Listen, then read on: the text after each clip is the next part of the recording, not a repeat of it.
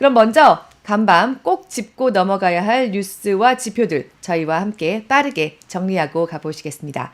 뉴욕 증시 3대 지수부터 함께 보시겠습니다.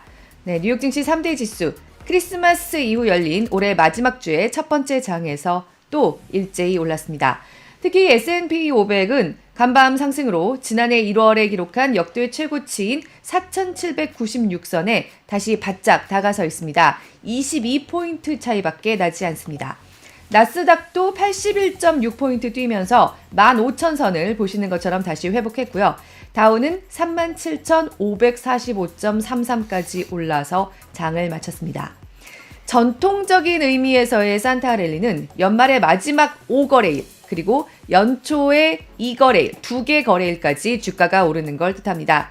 네, S&P 500이 지금까지 8주 연속 상승해서요. 2017년 11월 이후 최장기간 상승세를 기록하고 있습니다. 산타랠리 이전에 이미 너무 많이 올랐다는 거죠. 네, 과연 내년 초까지 이대로 랠리가 이어져서 9주 연속 증가 기록을 세울 수 있을지가 요즘 시장의 관심거리인데요. 내년 초까지는 별다른 이벤트나 변수가 현재로서는 없고요. 그래서 지금까지의 상승폭도 컸지만 대체로 이렇게 최소한 평온한 분위기가 이어지지 않을까 하는 관측이 큽니다. 간밤 뉴욕 증시도 막판에 차익 실현 매물들이 쏟아지기는 했습니다.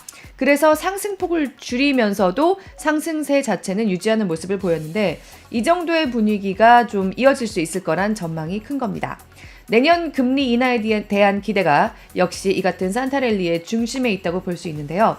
금리 함께 보시겠습니다. 미 국채 금리 함께 여기서 보고 가면요.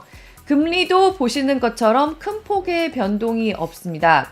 미 국채 금리 2bp 정도 오르긴 했지만 4.36선에서 움직이고 있고요. 별로 변동이 없었죠. 그리고 미 국채 10년물 금리도 아주 소폭 하락했습니다. 어느새 3.8%대까지 와 있습니다. 로버트 카플란 전 댈러스 연방준비은행 총재는 중앙은행이 연준이 곧 금리를 내리기 시작할 거란 인터뷰를 내놓았습니다. 우리가 인플레이션 문제에 빠진 이유 중에 하나는 경제가 개선되고 있음에도 연준이 너무 오랫동안 완화적 상태를 유지했기 때문이고 나는 연준이 너무 제약적인 상태에서 다른 쪽으로 같은 실수를 저지르는 걸 원하지 않을 거라고 생각한다고 얘기한 건데요. 현직이 아니기 때문에 이런 인터뷰가 더 자유로울 수도 있겠지만요. 연준이 2021년에는 다 기억하실 겁니다. 인플레가 계속 닥쳐오고 있는데도 끝까지 아니라면서 지나치게 돈을 풀어서 인플레를 부추기는 실수를 했고 그에 따라서 큰 비난을 받았었죠. 그래서 이번에는 반대로 경기 침체가 오고 있는데 금리를 너무 높게 유지해서 침체를 불러온 주범으로 찍히고 싶지 않을 거란 얘기를 한 겁니다.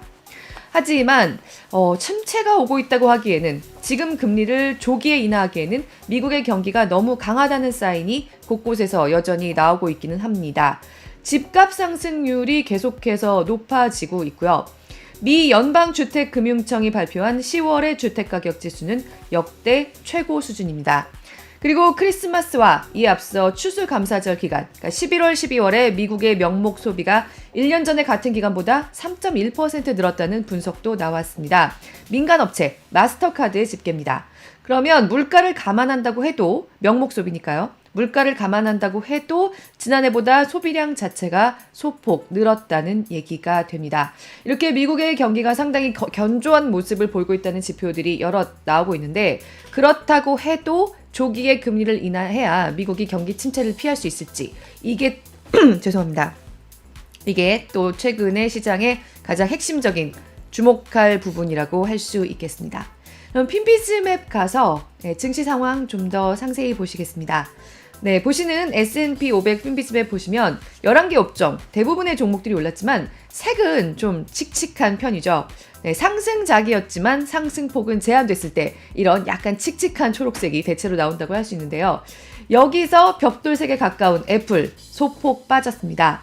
네, 앞서 애플이 애플워치 신제품에서 의료기술 중소업체인 마시모의 혈중 산소 측정 기술 특허를 침해했다는 국제무역위원회의 ITC 결정에 따라서 일단 판매를 중지했었다고 전해드린 바 있는데요. 백악관 직속기관인 미국 무역대표부가 ITC의 결정을 수용하기로 했다고 밝혔습니다. 이에 따라서 미국 밖에서 만드는 애플워치는 중국을 비롯한 미국 밖에서 애플워치가 주로 만들어지는데 아예 미국 내로 수입이 금지됩니다. 이렇게 되면 판매 재개 자체가 불투명해지게 됩니다. 9월부터 팔리기 시작했던 신제품들인데 3개월 만에 판매 자체가 불투명해진 겁니다. 하지만 이 신제품들보다 저렴한 애플워치 SE는 계속 판매됩니다. 여기에 혈중산소 측정 기능이 들어가지 않았거든요. 저가품이어서요. 그래서 판매 금지를 이번에 면하게 된 거죠. 그리고 이 애플워치들은 미국 내에서는 팔리지 못하지만 우리나라를 비롯한 해외 판매는 계속됩니다. 애플이 해외에서는 이 애플워치로 계속 돈을 벌 수 있다는 겁니다. 애플은 항소를 준비하고 있기는 합니다. 종목판으로 가보시겠습니다. 종목판으로 가서 좀 눈여겨볼 종목들 함께 보면요. 일단 인텔 5% 넘게 올랐습니다. 네, 이스라엘에 250억 달러를 투자해서 공장을 짓기로 했다는 소식 들어와 있고요. 맨체스터 유나이티드, 익숙한 이름이죠. 3% 이상 올랐습니다.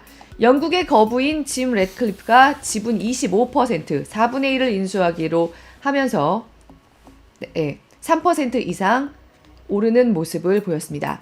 그리고 이 업체에 낯선 업체인 분들이 좀 많으실 텐데요. 종목판 다시 가서 보시면 무려 100%나 상승한 회사가 있어서 좀 보여드리겠습니다. 방사성 의약품 치료제를 만드는 레이즈 바이오인데요. 미국 제약업체인 브리스톨 마이어스 스퀴비 인수하기로 했다는 소식에 이렇게 폭등했습니다. 바이오업계 인수 합병은 내년에 관심 포인트 중에 하나입니다. 잠시 후에 장희성 미래에셋 반포역 WM점장과 함께 관련해서 좀 더 집중적으로 다뤄보도록 하겠습니다. 이런 가운데 유가 가서 함께 살펴보시면요. 네, 유가는 보시는 것처럼 둘 다 큰 폭으로 올랐습니다. 서부 텍사스산 중진유 WTI가 75.57달러까지 올라 있고요. 브렌트유도 어느새 80달러를 넘었습니다. 2.15% 오르면서 80.77달러로 배럴당 80.77달러로 장을 마쳤습니다. 홍해에서의 불안이 계속되고 있기 때문입니다. 예멘 반군 후티가 홍해에서 민간 상업 선박들을 추가 공격했다는 소식이 들어와 있습니다. 후티 측은 상업용 선박 MSC 유나이티드호를 겨냥해서 미사일을 발사했다고 밝혔습니다. 이 선박이 경고를 3차례 무시했다고도 얘기했습니다. 계속되는 후티의 공격으로 인해서 이 글로벌 해운사와 에너지 업체들이 이 홍해 루트를 포기하고 있습니다. 여기가 아시아와 유럽을 잇는 최단 항로죠. 얼마 전에 저희 브리핑에서도 보여드린 바가 있는데요. 글로벌 해운 업체들이 홍해 항로의 운항 재개를 준비하고 있습니다. 다국적군들이 이들을 비호하면서 다시 항로를 이용하기 위해서 준비를 하고 있는데요. 하지만 여전히 대부분의 업체들이 홍해 항로를 포기하고 있는 상황이고요. 지금은 사실 물동량이 그렇게 많지 않은 상황인데 이런 분위기가 내년까지도 계속 이어진다고 하면 관련해서 상당히 불안한 변수로 작용할 수 있을 걸로 보입니다. 이런 가운데 이스라엘은 약간 강도를 낮춘 장기전을 가자 지구에서 계속 이어나가려고 한다는 소식도 들어와 있습니다.